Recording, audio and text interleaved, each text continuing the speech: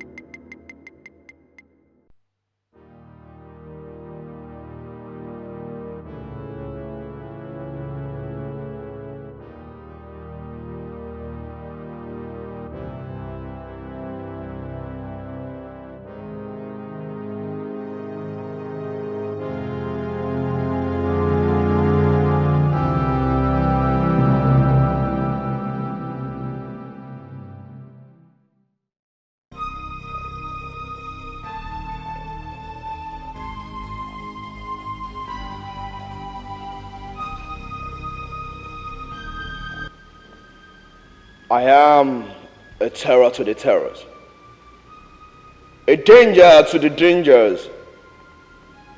I am a stranger to everyone. I do not meet anyone twice. If I meet you today and you see me again, I do not know you. And I would appreciate if you do not know me either. I am a perfect stranger, man. Do you get that? Yeah, that's okay by me. Is my package ready? Here is your package. Listen, young man. You can log in onto the website and check it online. And I do hope my package is ready. Yeah.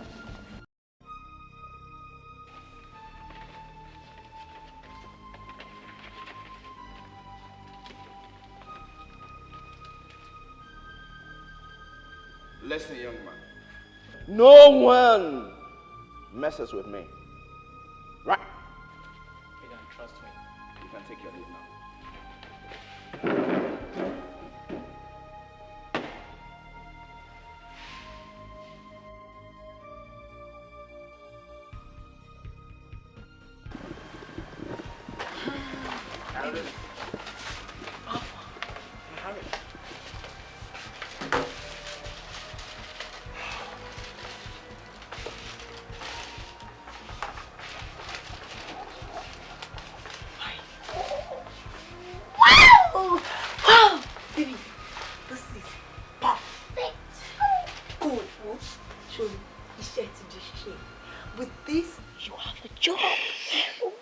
I'm so happy for you, darling.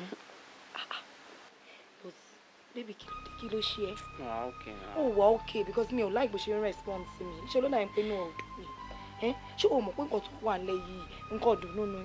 Oh, you kilo e ma do see me now. She offered that go to repeating ko do no ban she lie you know one done.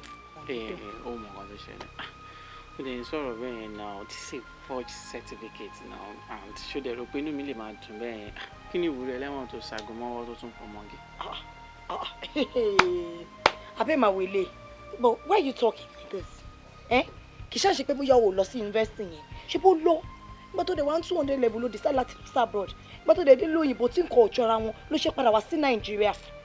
Okay, so isn't to padà wá nsin. Ṣé o ní ṣiṣẹ́ ni? No, don't just tell me. Won't you walk? Won't you walk? Well, please. No, just please. Nursery school. See, let me tell you something.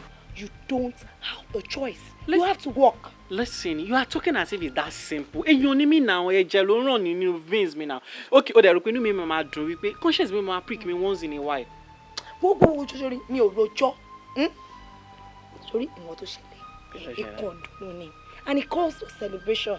So nǹkan tó máa ṣe nsin ni pé o máa wá gbé mi jáde. Wá lọ wẹ̀ fún mi. Tó bá ti wẹ̀ tita fún mi, tá bá date on. Baby, I will wait in on me. For real? Yeah. She may change her show. Of course. Jẹ́ kí lọ change fún ẹ. Lè jẹ́ pé bóyá tí nílé la máa fi bẹ̀rẹ̀. Okay. I'm so happy. Yes, I'm so happy.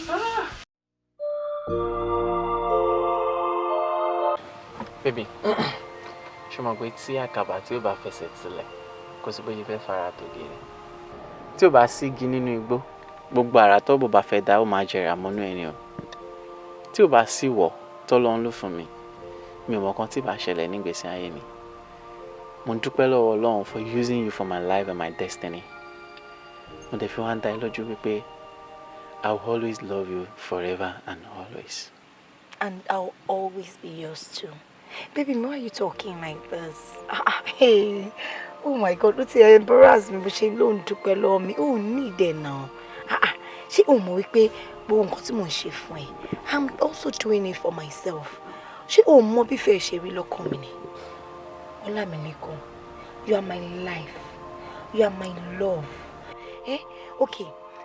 Káwá ní bóyá mi ni mo wà ní position tó wà yẹn. Ṣé o ní ṣe nǹkan tí mò ń ṣe fún ẹ? Ṣé o ní ṣe fún mi ni? I know you will do it. You don't know how much I love you. O ní láti dúpẹ́ lọ́wọ́ mi. Ṣé mọ̀ pé Yorùbá ní yìnyín kẹ́ni ṣe mí ni? And moreover, tó bá ṣe kò sọ́lọ́pàá tó máa mú ẹ náà. So you still deserve the appreciation. No problem. Yeah. Thank you for thanking me. You're welcome. I love you till eternity. I love you too. Yeah. Just like that. You come along just like that. Baby, no wait. hug, no good night kiss. Baby, wait. I'm so sorry. See, mo ti wà carried away. See, I'm too excited. You know me to do me tell me. I'm sorry.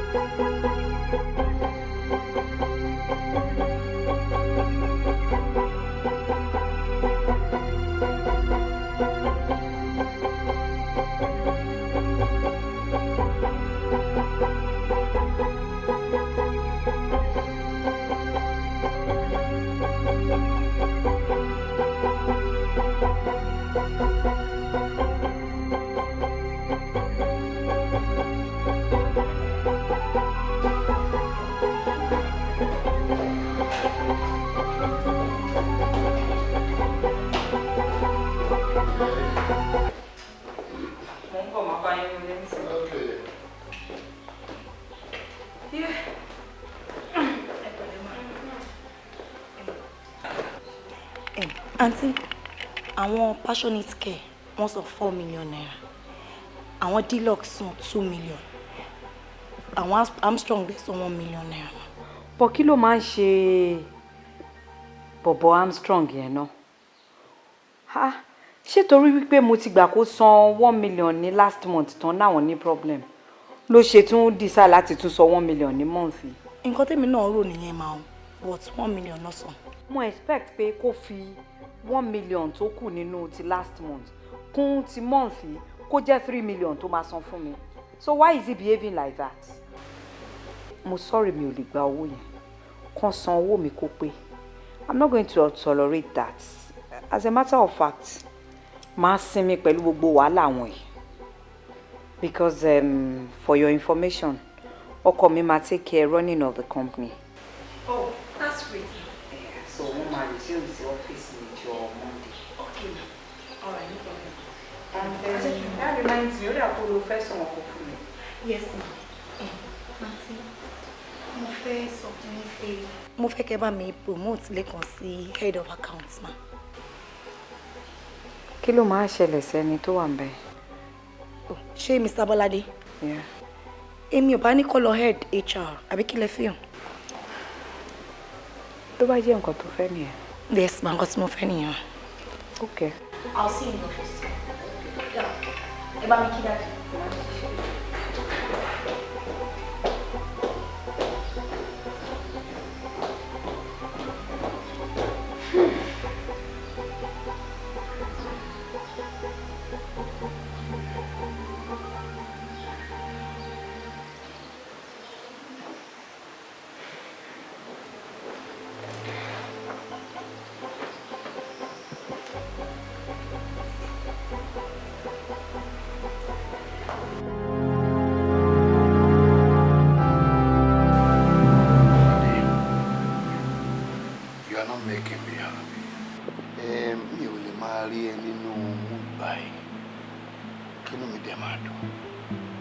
kí ló lè tó bẹ́ẹ̀ ìwọ̀ntúnwọ̀nsì ní gbogbo nǹkan náà listen gbogbo apátá là ń gbàdúrà kágbẹ̀yìn arúgbó wa òkú pàápàá tó ti kú inú ẹ̀ máa ń dùn ni tó bá wẹ̀yìn tó rí wípé òun fọmọ sáyé lọ so kí ni reason fún gbogbo ìrònú ẹ̀ yìí.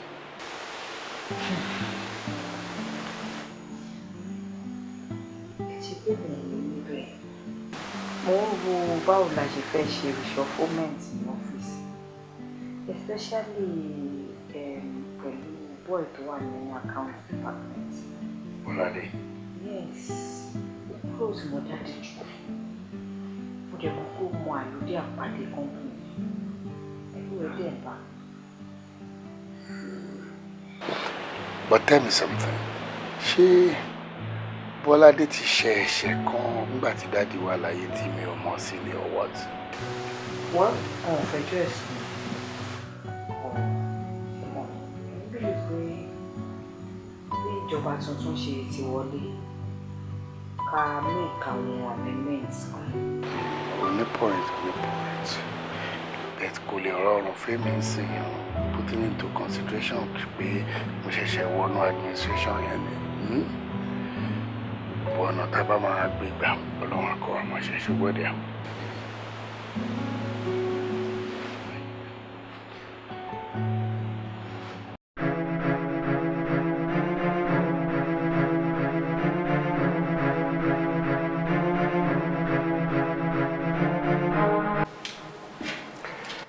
Gbogbo wa jọ reach consensus wípé henceforth there won't be room for underperformance. Is that not correct? And they agree with me for all our assignments, there will be proper monitoring and evaluation. Is that not correct? Yes, sir, right. So, our marketers were field for 1 good month. One says, Coco. Débi wípé àwọn competitors were patronage to ju tiwọn lọ. Can you imagine? Edamino. Anyway, election kan ní lọ láìjíà, òfin lòfin jẹ́. Lekan, you will need to sanction everybody. 25% salary gbogbo wọn ló máa yọ. Yes, they have to cough it out. And of course the two of you. You know, ma fi ara gba 35% each. Next time, you know what to do. And you, Bolade, I want you to prepare a memo for all the marketers. Mo fẹ́ máa rí weekly activities on my desk every Monday 9 a.m. Is that clear? All right, sir.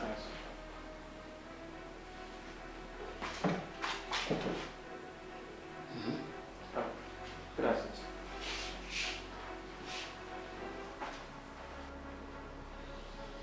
Lack of skilled workers. Nonsense.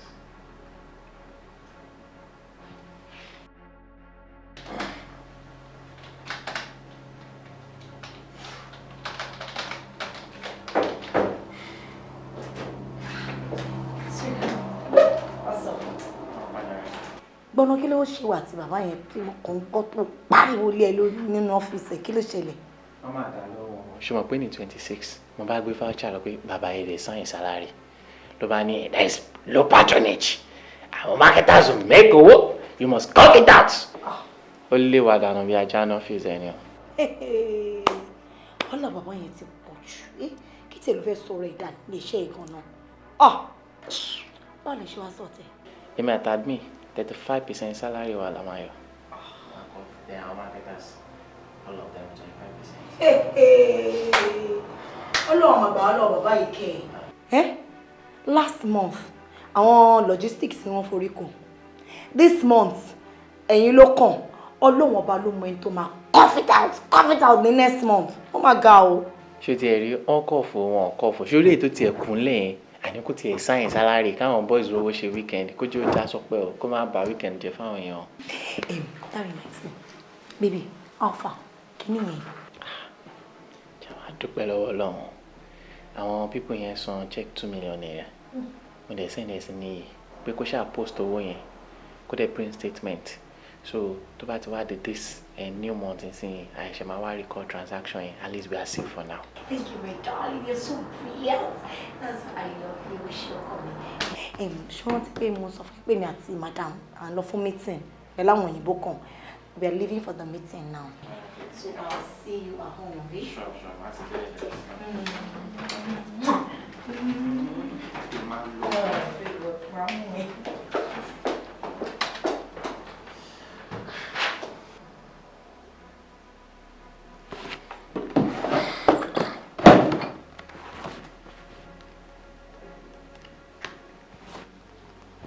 Hello, baby.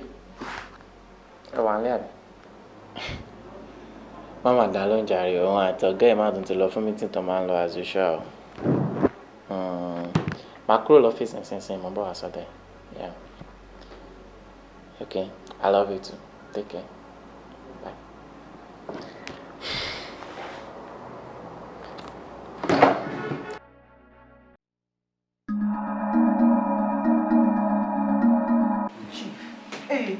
Àṣẹ ti èlé kí ni nǹkan tẹ tí ṣe ń sí sáyé rẹ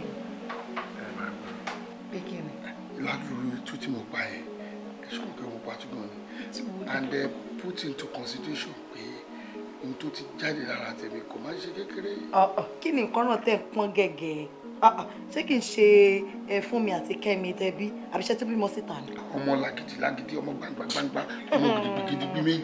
kí dé jẹjẹrẹ kí ni kí àwọn tí wọ́n wá bí ọmọ mẹ́fà làǹtìlanti ọkùnrin mẹ́fà kí ni kan ṣe. kádàrà tí wọ́n ní. kádàrà tí wọ́n ní. ẹni tó bá dẹ̀ rí yín tẹ̀ pariwo wọn lọ́fíìsì tẹ̀ lọ́jọ́ tẹ̀ jẹ gbogbo ẹ̀ tẹ̀ dẹ́rù bàbá wọn á fi pé ẹ lè sókè dilẹ̀ lórí bẹ́ẹ̀dì àṣẹ ẹ̀ tiẹ̀ ẹ má bọ́jọ́ jáde. ọkùnrin làdá o ìdí mo ṣe yẹn náà lójú. Hello there. Báwo ni meeting? Àwa náà ṣe meeting tán sínsìn. Very special meeting. Okay. Àpàdé lẹ́gbàá yẹn. Bye.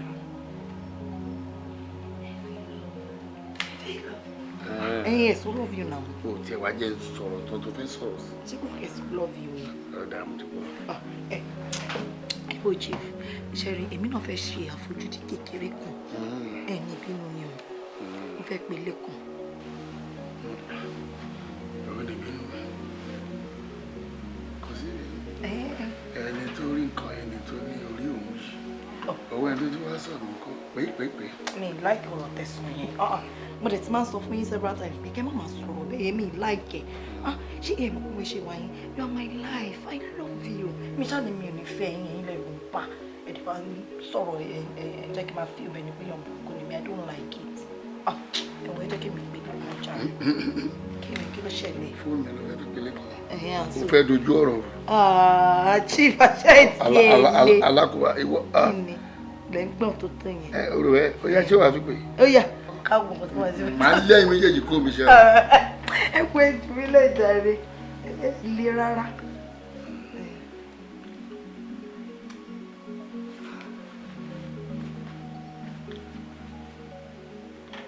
Hello ọkọ mi. Oh, okay, that's good. Àwa náà ti fẹ́ ṣètò. All right, baby. I love you. Bye. Irọ́ ló ń pa fún àwọn ẹ̀mí àti ẹ̀ láwa. Kí ni mo ti kọ́ ti ẹyin? Ṣẹ̀rá sọ̀rọ̀ sí. Ẹ wò jí. Báwo wà ní? Ọ̀rọ̀ owó tí mo bá yín sọ ṣe máa rí gbà sìn. Àbí ṣé ẹ like mo ṣe ń gbé jalopin tí mo wá káàkiri tí mo gbé mọ́tò yẹn? Ẹ mọ̀ pé kò dáa náà, ẹ lè ṣe owó kò bí fit status mi náà mọ̀. Ta ló wá látẹnumọ́ jù? Yes now. O látẹnumọ́ jù, mo ní check ẹ wà nú mọ́tò. Ẹ̀yin náà lẹ kọ́ wa pé ká máa látẹnumọ́ náà. Ẹ̀yin lẹ jẹ́ kó yé wa wípé àtẹnumọ́ ló ń jẹ́ monitoring and evaluation tó wá já sí progress report and appraisal. Ṣé bí ṣe kọ́ wa nìyẹn? That is very important. O mọ̀ pé as much as possible tí a bá ti ní project wájú o gbọ́dọ̀ máa fún ní proper monitoring so that a lè mọ achievement tí o ti make or you know. That's true. Ẹ dẹ̀ mọ̀ wípé náà tí wọ́n bá ní project ó yẹ kéèyàn máa peruse from time to time. Of course. So therefore ẹ̀yin ní project mi báyìí mo dẹ̀ fẹ́ peruse yín látòkè. No, my cat. Ẹ má ṣe nù ní ewu nínú kí ẹ ti ṣe. Àló ti mi ò wá òkè kí ló ṣe bàbá yìí.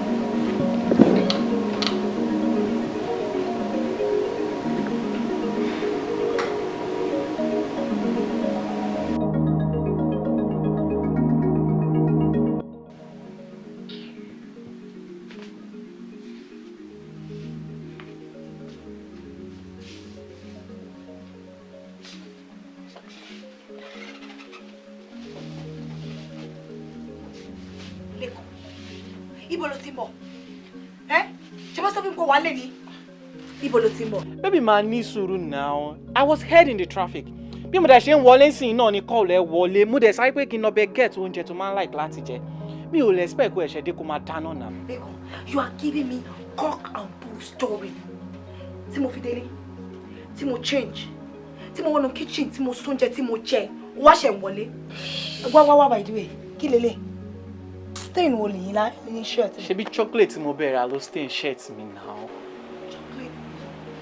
Kí ló o tún ti kí ló fẹ́ gbà mí gbogbo aláìbáyìí sí. Sorry, jẹ́ kí n sọ̀rọ̀ fún ẹ. Èmi mọ̀ wípé lẹ́nu ọjọ́ mẹ́ta yìí, irin ẹsẹ̀ ò mọ́. Àmọ́ right now I am very tired. I don't have time for that. Kó dẹ̀ make sure pé ó transfer owó yẹn sí account mi first thing tomorrow morning. Clara, this is another 1.5 million naira for crying out loud. Listen, I'm getting sick of all these atrocities. Kí ló dé náà? Ẹ̀rù ń bà mí now. Don't give me that bullshit. Are you trying to tell me that you're getting sick of money? Huh? Ṣé o mọ̀ wípé life is all about opportunities? Sorry, the golden opportunity tó bá fi lè wọlé tó ẹ. If you don't make very good use of it, you will live to regret it. Listen, I believe in moderacy. Don't do what's in latter you now. I'm getting scared all the time. 2 million naira check tí wọ́n sọ fún sales tí mo fi ṣe cover up. Ọkàn mi ṣì mí gúlegúle mi ò tí mo bí tí yẹn máa já sí. Ó tún fún mi ní another 1.5 million naira kí n tún sọ sí account.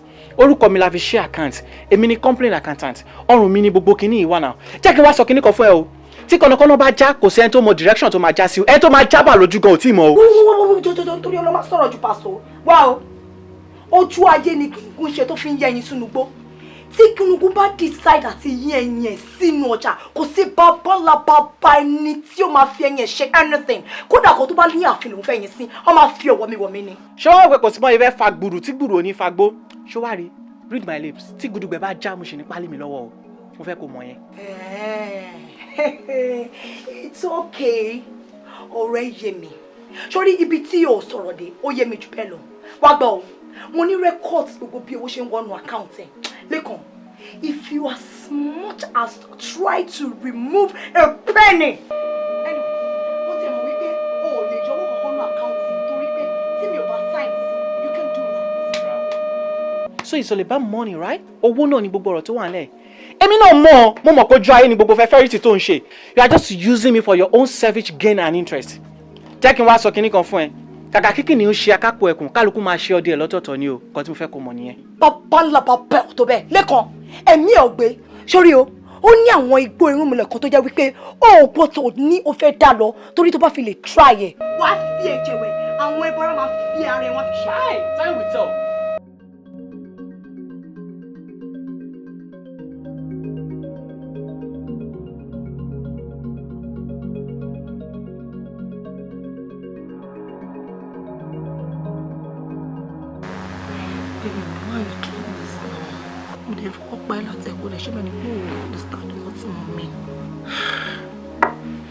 Listen, Clara.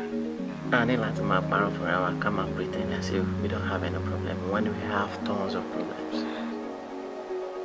And it will cause you can break up relationship with peacefully. I am no longer interested. Did you just say that? Kò lè tó yẹn náà. Kò yẹ kó lè tó yẹn. Ṣé mo lè ti bẹ́ẹ̀?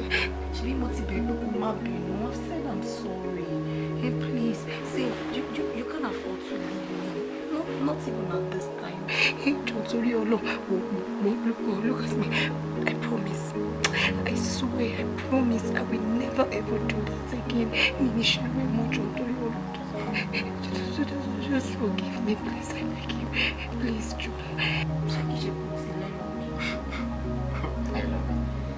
It's not about another person. It's just about the reality we have to work out. Stop saying that. I mean, I'll work out. Or better I can break up peacefully. And we can still be good friends. But just that the dating aspect will work. No, stop saying that. Are you serious? Are you serious about what you're telling me? Now listen to me. Lóòótọ́ ni mo mọ̀ wípé friendship can end in love. But mo tún wá mọ̀ dájú wípé love can never ever end in friendship. Look at me and read my lips. I can never ever be your friend. Never ever. And if I'm not your friend, that means you're my enemy. And if you are my enemy, that means I will have to treat you like one. Which means that the battle line has been drawn. I'm fine. And right now, it's better if the battle line is drawn widely. I mean right now. Yeah? Amy money. Alright. Oh. I need no prophet. I need any prophet láti sọ fún mi pé next thing to my mention is money. I know. Mo mọ̀ pé owó ni next thing to my sọ.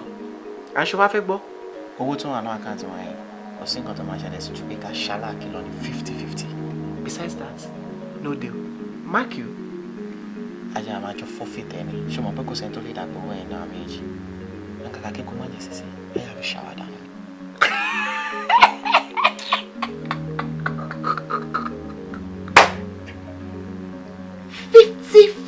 Or what did you just say? 50-50. You must be joking. Try to look like it. You are not serious. You are not serious. Amy.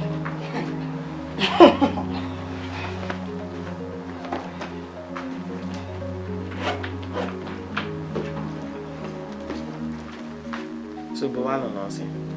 You won't agree. I don't owe you any explanation. But just because you asked, I'm going back to my own apartment. Suppose you have forgotten, I still have the key to my apartment. Okay? Wagbo Olekun. Afẹ́fẹ́ ló gbìn lénìí. Ìjì ló máa wù lọ́la. They are telling me to go to the gym and go bad.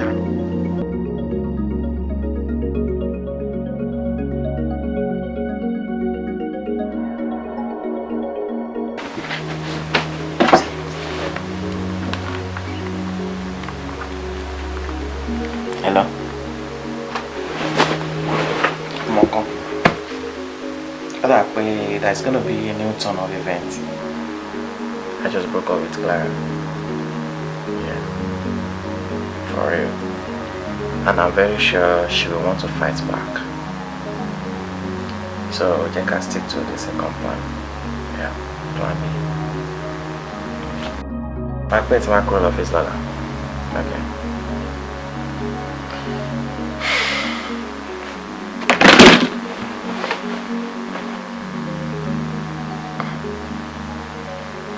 The battle line has been drawn.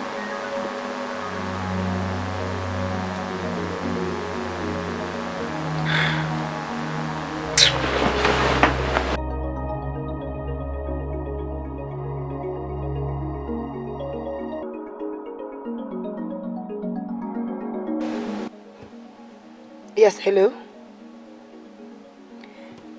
There's a new development. No, nothing serious. You just make sure you wait for further instructions before you carry out the assignment. Yes, I'll call you. Bye.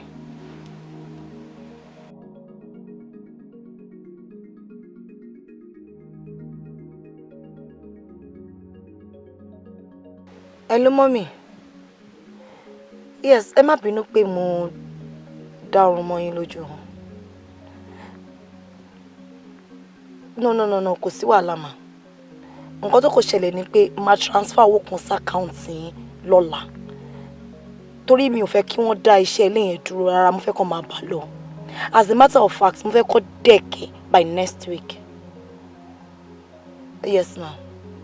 Then secondly, mommy, mi ò fẹ́ kí anything ṣe pọ̀ pẹ̀lú pọ̀pọ̀ tí wọ́n pè ní lẹ́kọ̀ọ́ yẹn mọ́ láíláí àti láíláí, mommy. Mi fẹ́ kẹ́ call ẹ̀ mọ́. In fact, tí bá ti bá yín sọ̀rọ̀ tó tí bá ti drop phone, mo fẹ́ kẹ́ delete number kúrò lórí phone yín, mommy. Ẹ má worry, tí bá ti rí yín máa ṣàlàyé gbogbo nǹkan tó ṣẹlẹ̀ fún yín, but that is what I want. Don't worry. All right, I love you, ma. Oh, lest I forget, as soon as the bá get alert, ẹ jẹ́ kí n mọ̀ ṣé gbọ́. All right, mommy. I love you. Ó dàárọ̀ ma. You're hurting me. Shut up. I think you're smarter than me. But some people are smarter than you. How to share computer? Man, you guys, it waste time. Why take me in Martin Bobo and Martin? Come, I believe. Smart. Let me tell you something. Virus will genuinely be say here in 2 hours. And you know my shopping virus. I'm at delete. And guys, I'm wasting freaking. Please don't do this. Shut up, man! Please don't do this.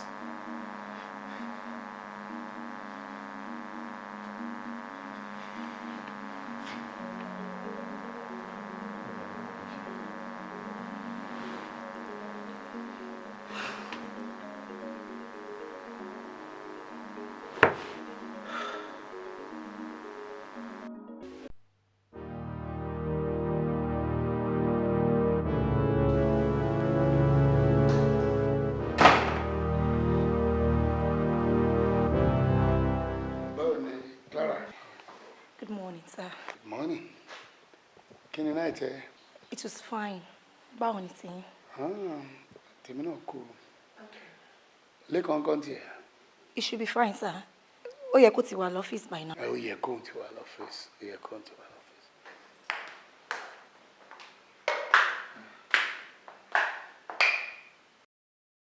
Ó yá jẹ́ àlọ́ ìwò ló wá ń wò bí kinní báyìí fún. Ó sọ èmi náà orí bí mo ṣe ń wò bí photo album. Ẹ wo Daddy, nǹkan tẹ́ ń ṣe fàǹtì ò dáa o. Àtẹ̀kọ́ ló ti wà nínú kitchen tí wọ́n ń prepare oúnjẹ yín. Àwọn náà ló máa lọ sọ́fíìsì. Wọ́n náà yẹn ti pọ̀jù fún wọn. Ó yẹ kẹ́ gbọ́ ọmọ ọ̀dọ̀ fún wọn náà. Wọ́n ní ìdánmọ̀ ọ̀dọ̀. Wàhálà yẹn ò pọ̀jù. Ohun tó fẹ́ òun lórí ask her. Òun ló lóun ò fọmọ ọ̀dọ̀. Ní ìdẹ́mọ̀ ọdí tó fi ń ṣe gbogbo yẹn. Ó ìyẹn ò mátà. Àwa tètè fẹ́ máa lọ torí traffic. A ní meeting pẹ̀lú àwọn clients kan. Èmi gan ṣì ní meeting ní 12 p.m. pẹ̀lú commissioner tó wà in charge contract ni. Ó ti parí ọ̀rọ̀ pẹ̀lú gómìnà kákọ̀ bọ̀. That's very good. So màá rí yín later. All right, dear. All right, dear. Thank you. All right then. Ọmọ yẹn kí sí lójú.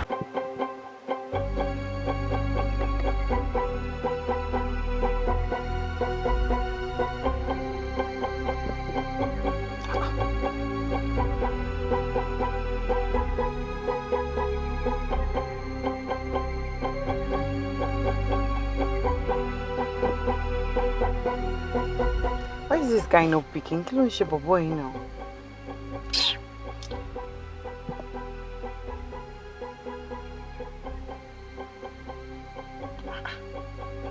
Kí ló dé náà? Hello? Hello, Lámilékan. Kí ló tó? Who is this guy? Lámilékan, what you... Talele. Kí ló mean by talele? Eh? Oh, cut phone lé mi lórí. What kind of rubbish is this? No. This has to stop. Rubbish. Rubbish. Mama found Femi lórí phone to pé wà lọ́dọ̀ idiot kan. This has to stop.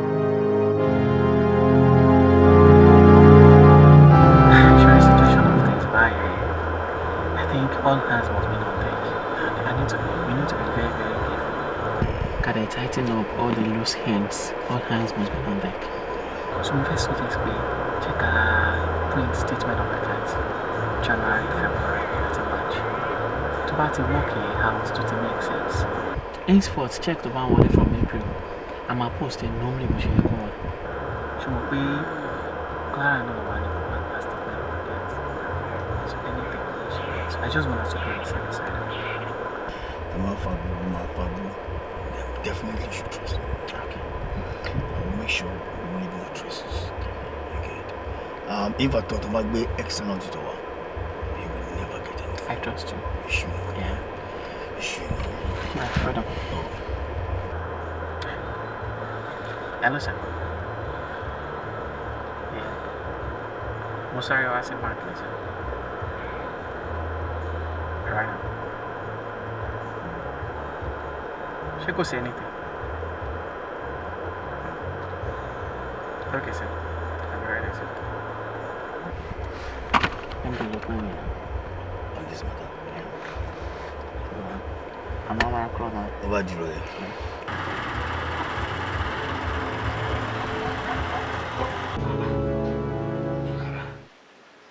Oyún oṣù mẹ́ta. Gbọ́nà kí ló ń rò tó fi pé oṣù mẹ́ta? Ẹ wo chief èmi gan kò tiẹ̀ yé mi. In fact mi ò mọ̀ àfi bí doctor ṣe confirm ẹ̀. Ó dẹ̀ dá mi lójú wípé kò ṣe lẹ́kan lónìí because for the past 6 months lèmi àti ẹ̀ tí ń lo protection so mo mọ̀ pé ẹ̀yin lẹ ní. Mi mọ̀ ní lẹ́kan lẹ̀ ló ń patú jù. Ó lè ṣe èmi yẹn náà kì í ṣe wàhálà. What you should do now is book an appointment with the doctor and let him flush it out. Sori, a gbọ́dọ̀ pẹ́ lórí mi ò kéṣe má bàbá wa mẹ́. Chief, kémi lọ ṣẹ́ oyún, kémi lọ flush oyún chief. ti ní mi sún mi tẹ́lẹ̀ ni ṣé fẹ́ pa mí ni àbí ẹ̀ mọ̀ wípé èèyàn lè gbàgbé sọ́dá ni chief ẹ ṣe oh mo ṣe gbà wípé aláìdáyàn ni èèyàn burúkú ni chief ṣé ẹ lè sọ fún àwọn yín méjèèjì ìyẹn Kẹ́mi àti Fúnmi kọ́kọ́ lọ ṣẹ́yún tó bá yà ń sẹ̀ máa lè love me. Of course I love you Clara mi ò fẹ́ kó ní problem kankan ni mo ṣe sáré give that valuable suggestion mi ò fẹ́ kó ní wàhálà ni. ó dà kí ni o tó fẹ́ kí n ṣe tell me. ẹ wò èmi mọ̀ nǹkan tẹ́lẹ̀ ṣe sí o torí mo ṣe wà ìṣe mo dàbí ọ̀daràn wájú adájọ́ ni ẹjọ́ tó bá dẹ̀ wọ̀nyí lẹ lè dá fún mi bóhùn ni ẹ lè dájọ́ kú fún mi àmọ́ chief kíní kan ni o ẹ rántí wípé àwọn ọmọ yín méjèèjì tẹ̀bí obìnrin ni wọ́n. mo ní o má máa dárúkọ àwọn ọmọ mi listen èmi ń ṣe gbogbo tí mo ń ṣe láti fi protect ẹni ó dá kí ni solution bí ta dé dúró yìí. anyways the only solution to this problem ni pé kẹ́ ẹ mọ̀ bẹ́ẹ̀ ṣe máa rọra pé madam tẹ́ máa pè wọ́n jókòó tẹ́ máa ṣàlàyé fún wọn wípé wọ́n ti gba ìyàwó kékeré oh yes tó bá dé jẹ́ wípé bóyá ẹ̀rù ń bà yín ẹ lè sọ fún wọn ni I will do it myself màá pè wọ́n jókòó màá ṣàlàyé fún wọn àti pé ẹ máa ní láti wá bẹ́ẹ̀ ṣe máa elevate mi ní company simple. ìwọ náà mọ̀ pé gbogbo ohun tó ń sọ yẹn kò possible.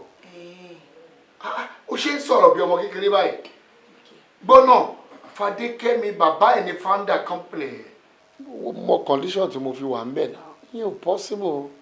chief mi ì sọ fún yín pé bóyá mo fẹ́ lé wọn kúrò ní ẹrù mọ́ mi ì dẹ̀ sọ fún yín pé bóyá mo fẹ́ máa kó bọ̀ wá bá yín lé no nǹkan tẹ́ kàn máa ṣe fún mi ni wípé ẹ máa create tèmi fún mi ẹ máa kọ́lé tèmi fún mi tó máa yẹ mí then ẹ máa wá position tẹ́ máa fi mí sí ní company tó máa befit ìyàwó ọ̀gá kékeré bó jẹ́ pé bóyá kẹ́ fún mi ní deputy director ni o bó jẹ́ deputy logistics ni o anyone tẹ́ mọ̀ pé ó befit mi òun ni kẹ́ fún mi simple nǹkan tí mo béèrè nìyẹn. I can see desperation in your statement kò dẹ̀ sí wàhálà.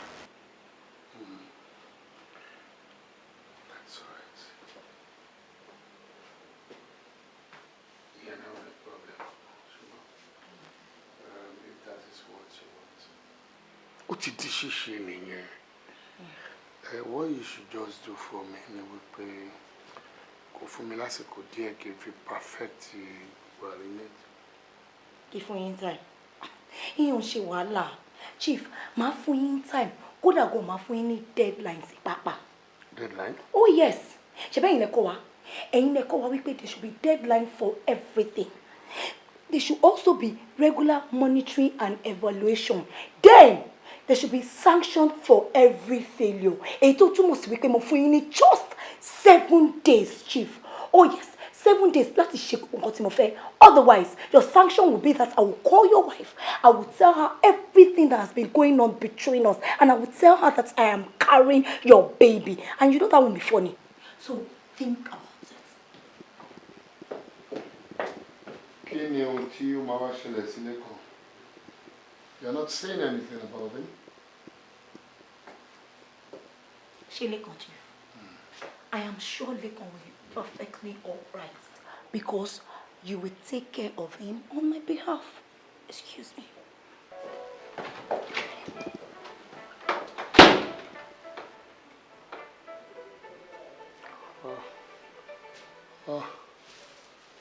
Mo wá tẹ́pọ̀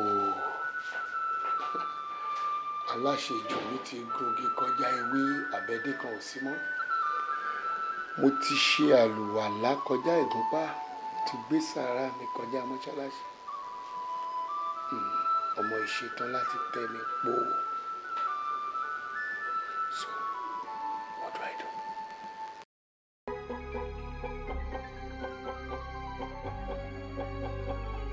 Hello, Bella. Bolo Sakwawa. Oh, Aliabi. Fine, no problem. I'm coming to you right now. Mumbo Wasodenzi.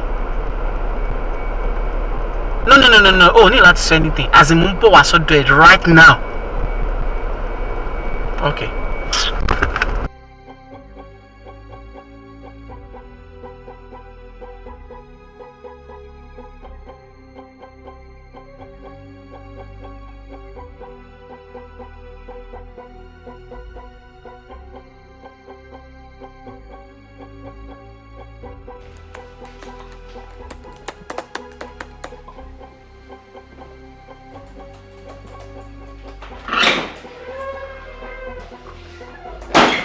honey.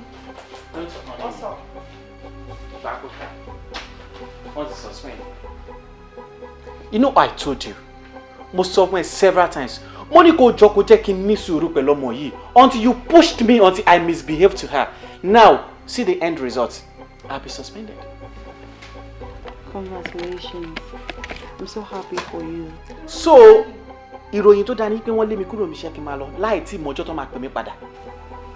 So nǹkan tó fẹ́ sọ ni pé o wọlé pẹ̀lú bad news, good news. I don't need láti wà so angry. Kí ló tó wọlé bí kò fẹ́ wá bá mi jà? Like, do you even know what you're talking about? I mean, do you even know what you're saying? O wọlé wá bí báyìí, o sọ fún mi pé ṣé mo rí pé now you've been suspended. Oh, so tí kò bá sack ẹ fẹ́ continue pẹ̀lú bullshit ẹjọ́ ń ṣe papọ̀, àbí? Gbọ́nà, ṣó ojú òtí ẹ ní conscience ni? Your conscience is dead. O ti ẹ̀ rò pé bí nǹkan kan tí ò da nǹkan burúkú wà nínú nǹkan tẹ́ méjèèjì ń ṣe. Bíọ́lá, you. Àbí Bíọ́lá kọ́ ni mò ń wò yìí. You. Ó ń sọ wípé conscience lẹ́nu ẹ̀. Ìwọ ò rí oko lóko ikún kó tó gbin ẹ̀pà sí àbí? Ó fẹ́ sọ fún mi pé o mọ̀ pé mò ń fẹ́ Clara kó tó gbà láti fẹ́ mi. Now you have guts to be lecturing me about conscience. Kò tọ́ sí ẹ lẹ́nu. Ẹ gbà mí o, ẹ gbà mí o, ẹ gbà mí. Ṣé èmi ni mo wá bẹ́ẹ̀ pé kó jọ nítorí Ọlọ́run kó déètì mi? Ó ti gbàgbé. Àìgbàgbé ló ṣe bóyá kí n rán ẹ létí. Gbogbo bó ṣe ń wá tó ń kúnlẹ̀ wájú mi, tó ń sunkún bíi bèbí bíi ṣí bèbí. Pé kí n jọ kí n déètì ẹ̀. Bó sọ pé mi ò ní interest ní gbogbo rubbish yìí náà. Tí ẹ dèrò náà, tó bá ṣe pé love ẹ, bó ṣe claim kó love ẹ, wọ́n ní fún ẹ ní sack letter. Whatever. Tí o bá tiẹ̀ love me, she's putting food on my table. Òun ló bá mi wáṣẹ́ tí mò ń ṣe tó jẹ́ kí n máa rí owó ná. Now, wọ́n ti gbaṣẹ́ lọ́wọ́ mi. Èyí owó tó fi sínú àkáǹtì mi, she trusts me enough láti fi owó sí àkáǹtì mi. Owó tó fi sí àkáǹtì mi gan mi ò lè dàgbà láìsí signature ẹ̀ bẹ́ẹ̀. Èyí iṣẹ́ mi ò ní, èyí owó mi ò ní. So my life is now meaningless. I'm so ashamed of you and I'm so disappointed in you. Bí mo kúrò èèyàn báyìí yẹn náà. Ó rí bó ṣe ń sọ̀rọ̀ òdẹ̀ tí ojú òtí ẹ̀ tó yẹ kó fọwọ́ bojú. Ó sọ wọ́n sàkáǹtì ẹ̀. She's putting food on your table. Irú ọ̀rọ̀ bẹ́ẹ̀ kó máa jáde lẹ́nu ọmọ ọkùnrin. Ká ní mo mọ̀ ní kí ló máa wá lọ́dọ̀ ẹ̀. Well, gbogbo yẹn ò kàn mí. She put food on your table. Ó ti withdraw owó tó wà lákàntì ẹ̀. I don't care. Bó bá ṣe wù í kẹjọ máa sọ̀rọ̀ ara yẹn. So that's the conclusion, right? Nǹkan tó máa sọ nìyẹn. You can say I'm very sorry. Màá wá fún ẹ ní enough time láti ṣiṣẹ́ ẹ̀. Ṣé o mọ̀ pé tí ara bá rọ òkun, òun lára máa rọ ẹyẹ tó wà lórí ẹ̀. Right now, I'm breaking up with you. Èmi máa padà lọ bá Clara máa lọ bẹ̀. I will go back and beg her. But you can go ahead and do whatsoever you like to the pregnancy you claim you have. Oh. Yeah, you heard Now me. I see. Ìwọ fẹ́ fi èmi ṣẹ̀ sí. Ìwọ ó fẹ́ fi èmi ṣẹ̀ sí. I can go about and do whatever I want to do with the pregnancy. Okay. Ó fẹ́ fún mi lóyún. Everybody máa kọ́ máa wọn bàbá ọmọ àbí. Mo kí ẹ. Àti wo àti gé ọ̀yẹn. Mo kí ẹ̀yin méjèèjì. Mo kí yín dáadáa. Ẹ máa rán mi láìpẹ́. Kò sí ìdọ̀dọ̀ bẹ́ẹ̀ ṣe. Ṣùgbọ́n kí ni mo sọ fún ẹ? You cannot do more than a dead rat. Kò sí nǹkan tó fẹ́ dánwò lára. Àjẹ́ kí n wá sọ kíní kan fún ẹ. Tí anything bá ṣẹlẹ̀ sí ọmọ yẹn, I know who to hold responsible and I will fight you with my life and I will make sure you pay for it.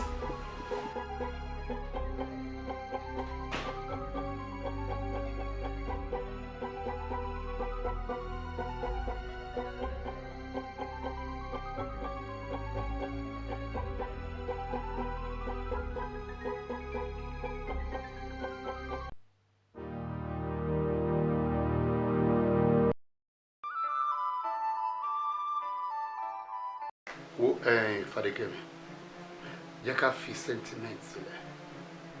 Jẹ́ ìṣàlàyé fún yín. Indefinite suspension could be just 2 weeks. Ó lè jẹ́ 1 week. Ó lè má ju 2 days péré lọ pàápàá. So, ó di dandan fún Lékan láti proceed on suspension. I mean, tó bá ṣì wà lárànd investigation táwọn ìyá auditor ń ṣe, wọ́n lè má rí ṣe. But èmi believe pé tẹ́ bá tẹ máa suspend ọmọ yẹn. I mean, office mi ló yẹ kó ti wá kì í ṣe pé látẹ̀yìn mi. No, don't say that. I am the chief executive officer, CEO. Kò sí ọ́fíìsì tí mi ò lè wọ̀ láti ṣe ohunkóhun tó bá wù mí ṣe náà. ṣó mọ̀ ni mo mọ̀ pé ó nífẹ̀ẹ́ lẹ́kan nítorí wípé ọkọ Clara ni yes but a lè torí ìyẹn má ṣe ohun tó yẹ ká ṣe tí ọmọ ẹ̀yà ẹni tàbá kó kòbókòbó kíá ni ọba kan ẹni pàápàá ló máa sit right á mọ̀ pé no sacred cow anywhere. èmi nígbàgbọ́ pé kò ń ṣe fault ọmọ ẹni gbogbo nǹkan tó ń ṣẹlẹ̀ báǹkì ni gbogbo ẹ̀ ti wọ́ wá báǹkì ni mo expect kẹ́ face kò ń ṣọmọ lọ́mọ. tó bá ti detect adé record simple ẹ̀kọ́ ló máa jẹ́ fáwọn staff tó kú ọ̀dẹ̀ ti gbà. kí ni mo fẹ́ ṣe bẹ́ẹ̀ ti lé. lé kì í ṣe lílé bẹ́ẹ̀ yẹn. iṣẹ́ àmọ́ ẹ̀kọ́ pẹ̀kẹ́ tó lọ́mọ lọ́mọ padà sí fi ṣe. dábàá kákà kó kà mọ́ lọ.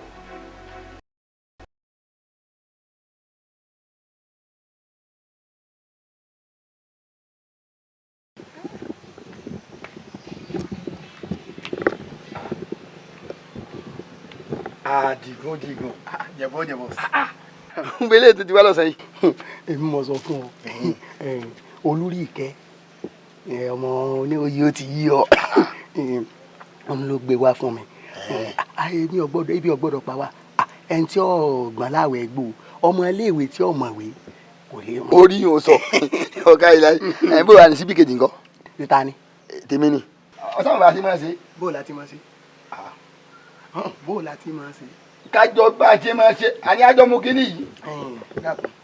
Ayé rẹ ò ní ta o ọba mọ̀ ń jẹ lọ́wọ́ mọ́ dàn láàmú. sọ̀rọ̀ tí ọmọ oní ẹ̀wà alágbàdo ọmọ aládàlú tó bá gbé wá fún ọ tí mọ̀ mọ́ pé jẹ́bọ̀ dà o jájọ jẹ kínní ìjájẹ mú. Àdìgún bẹ̀rẹ̀ mo bá ti ń tọ́ jẹ ìwọ náà mọ̀ pé bí ẹ ti ń gbé wá fún ọ yìí wọ́n yẹ gbé fèmí bẹ́ẹ̀. dákun jáun jàre. ìwọ ọmọ yìí pé àwa nílé ráhìn ìwọ ò nílé ìwọ̀n yálé gbé ni. ọ̀dà gbogbo tó bá ti rí ọ̀tún jáàmù kínní. ìwọ kínní ni. ayé rí òní ká Àdìgún mọ̀jà àbábí jẹ mọ̀jà àdàbí ìlú gbèkìlẹ̀ lọ́jàre. wọ́n dà lórí o. ọ̀gá mọ̀ fún mi ń bà ọ̀gá mọ̀ fún mi ń bà. ìwà jẹ́ mi gan. dáhùn pé wọ́n dà lórí o. wọ́n dà lórí o. kí ni o gbọ́dọ̀ dá. jẹ́ bọ́dà kí ni mo ti dí alẹ́.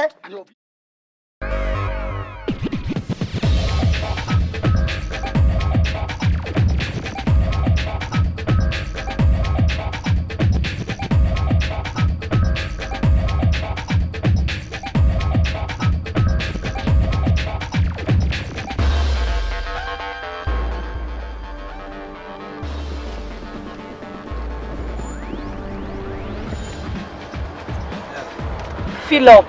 Okay. Clara, ó ṣọ̀pọ̀ wá okay ṣá. Ó wá okay. Then why tó wá wà moody látàárọ̀? Mo rí pé ó sọ̀rọ̀ tàbí débi. Ẹ ṣáà mọ̀ pé mi lè fi ọ̀rọ̀ pamọ́ fún yín because ẹ mú mi gẹ́gẹ́ bí àbúrò. Àti àná ẹ̀kọ́ ni kò ń mú mi dùn rárá àti rárá. Ẹ wo èmi tó ti ẹ̀rù mi ní ọjọ́ mẹ́ta yìí kò mọ́ rárá àti in fact tí bá ní tọ́ra mi mà mi kò tí ní girlfriend. Are you serious? I don't know what else he wants me to do for him. Lẹ́yìn gbogbo nǹkan tí mo ti ṣe fún ọmọkùnrin yẹn, ó lè fi pé mo ṣe fún mi ṣe bí èmi ni. That's okay. But ṣó fẹ́ kí n ṣe anything for him for now? Do you want anything? No, I'm okay. No, thank you. Sure.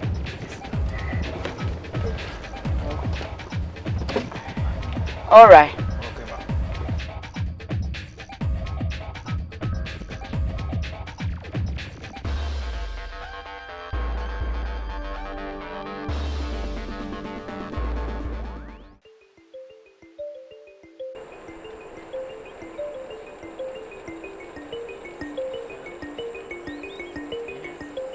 No, as in, what do you want? Anyway, mo ò sí ní ìsìn so wà níbi odò tí mo máa ń wà yẹn. Tó bá jùlọ débi báyìí bóyá 30 minutes ẹ̀ wọ́n máa ń bọ̀ sí. Tó bá ti pẹ́ jù yẹn lọ́dún máa ń bọ̀ sí. Okay.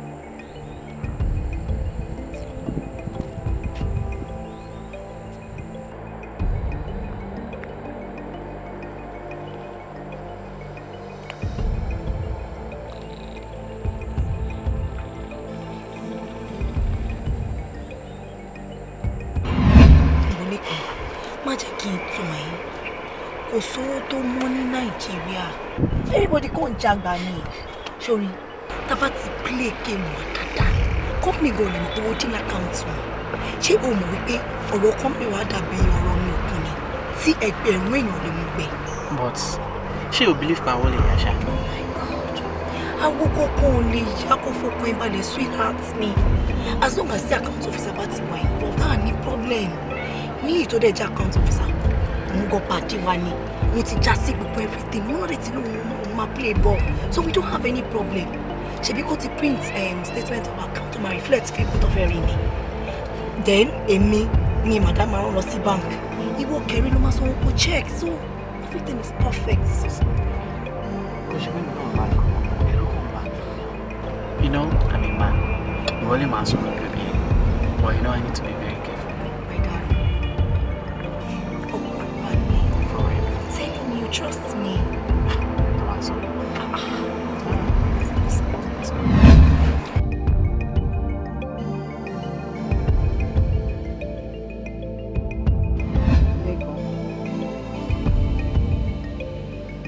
I've been heartbroken 3 times. The first time, I wanted to kill myself. The second time, I wanted to kill the guy. And the third time, I decided to kill my emotions.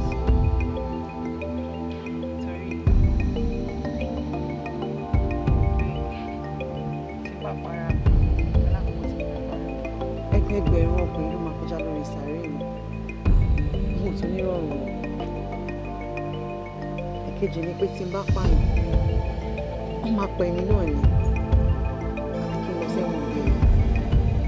So mo decide láti pa ìfẹ́ nínú ọkàn mi. So that mo ò tẹ̀ ní ráyè, lójú ráyè ní ìfẹ́ fún anybody more. So right now, there is nothing like love in the dictionary of my life. Bíọ́lá, ṣe fẹ́ gbọ́. Kò sẹ́ni tó lè pa ìfẹ́ o. Torí pé Ọlọ́run ni ìfẹ́. Níwọ̀n ìgbà tí ẹnikẹ́ni ò bá ti lè pa Ọlọ́run, kò sẹ́ni tó ní agbára láti pa ìfẹ́. You can only cage your emotions and you can only suppress your feelings. Jẹ́ kí n wá sọ fún ẹ. Lẹ́nu ìgbà tí mi àti ẹ ti ń ṣe ọ̀rẹ́ yìí, ọkàn mi balẹ̀, inú mi dùn, ayọ̀ mi kún. As in, I have this peace and tranquility. Kò sí hílàhílo, kò sí pé ìfòòró, you know.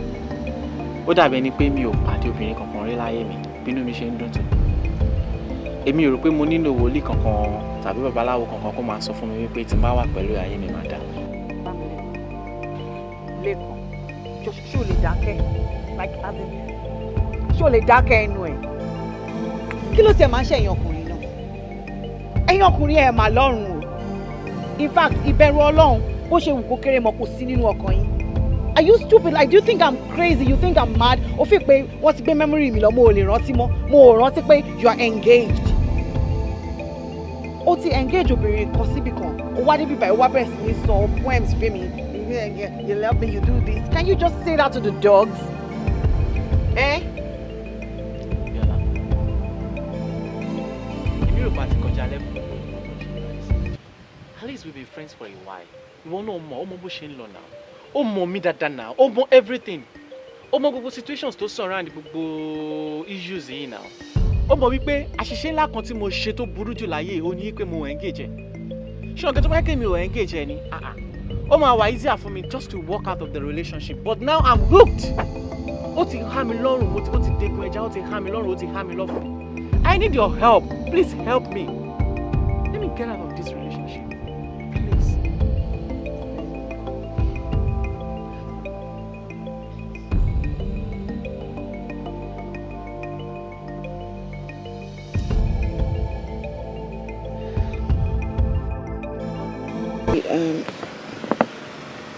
Lekon, the thing is,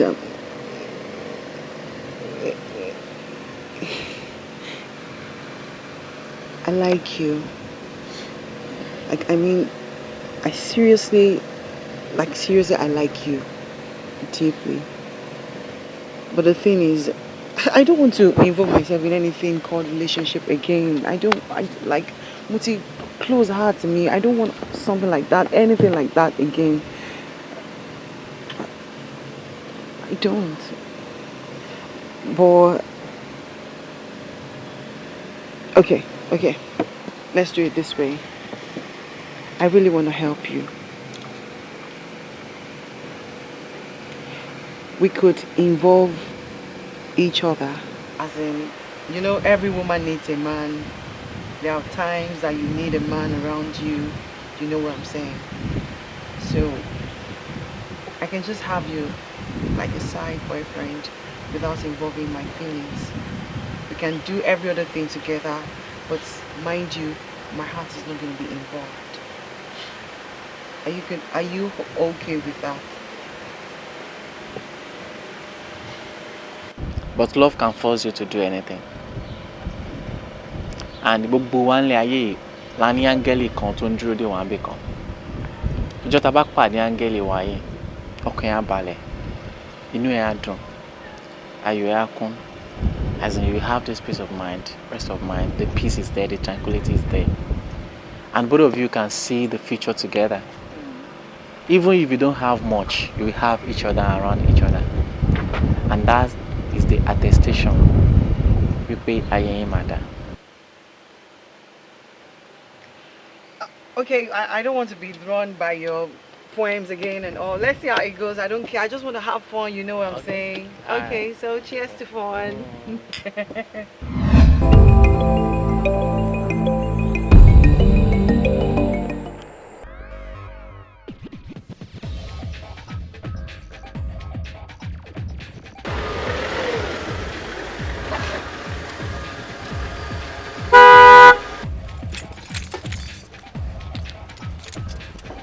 Hello, young lady.